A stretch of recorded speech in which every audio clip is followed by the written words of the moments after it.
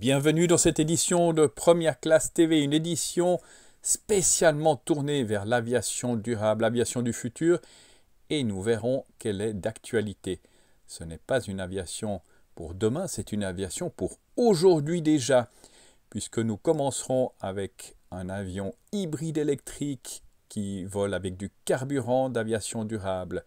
Et puis nous verrons un avion qui vole à l'hydrogène liquide. Et tout ça, ça se passe déjà en 2023. L'aviation du futur, c'est tout de suite, sur Première Classe TV bien sûr. Une première dans l'industrie aéronautique le 21 septembre passé. Voltairo a fait voler le groupe motopropulseur hybride électrique exclusif de sa famille d'avions Casio avec un carburant 100% durable fourni par TotalEnergies. Réalisé depuis les installations de développement de Voltairo à Royan en France, ce vol historique a utilisé le mode électrique du groupe motopropulseur hybride et son moteur à combustion interne alimenté par l'Excelium Racing 100 de TotalEnergies, fabriqué à partir de bioéthanol produit à partir de déchets provenant de vignobles français. Cette démonstration marquante a été réalisée avec le banc d'essai Casio S de Voltairo pour valider son groupe motopropulseur hybride électrique et l'application de carburant durable.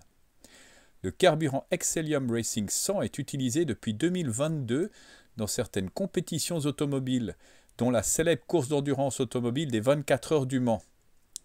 Il est fabriqué à partir de déchets de vinification et permet une réduction des émissions de CO2 d'au moins 65% sur l'ensemble de son cycle de vie par rapport à son équivalent fossile.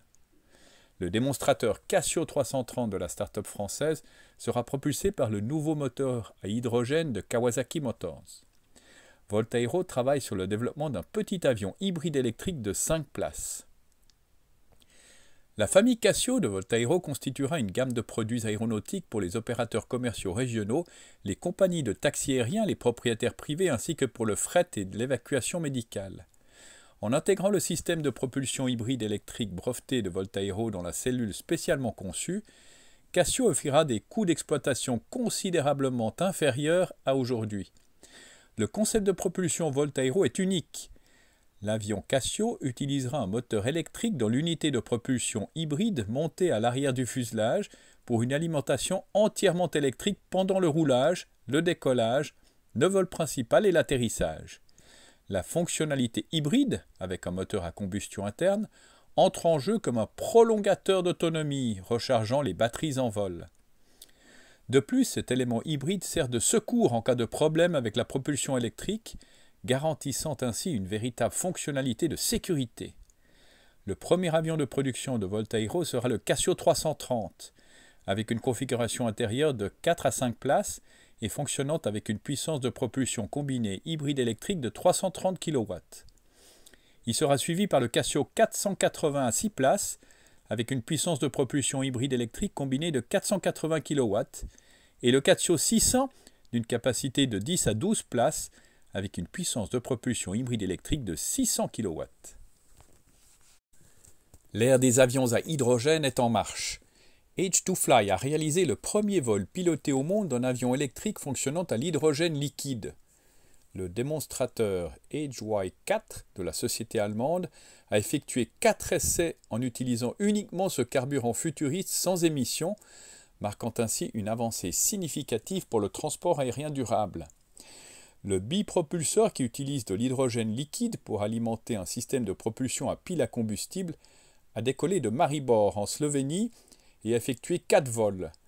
Ces vols ont prouvé que l'utilisation d'hydrogène liquide stocké cryogéniquement au lieu d'une alternative gazeuse peut doubler l'autonomie du HY4, la faisant passer de 750 km à quelques 1500 km. Comment ? L'hydrogène liquide permet de réduire considérablement le poids et le volume des réservoirs, ce qui signifie qu'il est possible d'en transporter davantage à bord pour augmenter l'autonomie et améliorer la charge utile. Ce succès marque un tournant dans l'utilisation de l'hydrogène pour propulser les avions.